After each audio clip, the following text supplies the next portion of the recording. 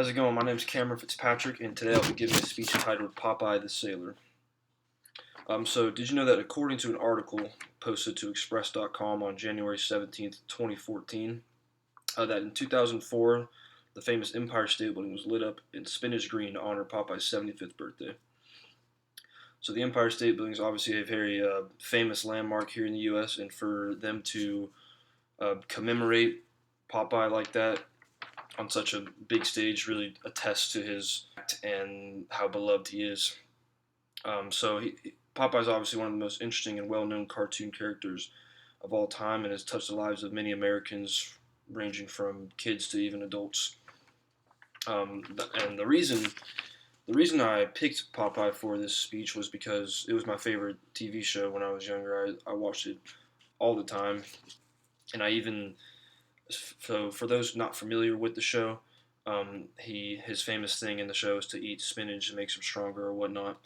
And as a kid growing up, I hated spinach, but I used to always eat it just so I could be like Popeye, which really goes to show, again, the impact he has on people. Anyway, today I'm going to go ahead and talk about the history of the creation of the show, the famous voice actor behind Popeye, as well as the impact that the show and the character specifically have. So for the first main point, I'm going to go ahead and talk about the creation of the character. According to an article posted to Culture.com on February 7th, 2019, the character of Popeye was created by L.Z. Chrysler Sager, who was an American cartoonist from the town of Chester, Illinois. And in 1919, he created a comic strip in New York's evening journal called Thimble Theater. In 1929, Popeye made his debut as a new character in the strip. So Popeye started as a comic book character, which a lot of TV shows do, and then made his way into the TV, which he really got his fame. The TV show was so popular it aired for 40 plus years and still airing. Again, there was also a movie made out of Popeye, which was played by the late great Robin Williams in 1980. Secondly, I want to talk about the voice behind the famous Popeye, that being Jack Mercer.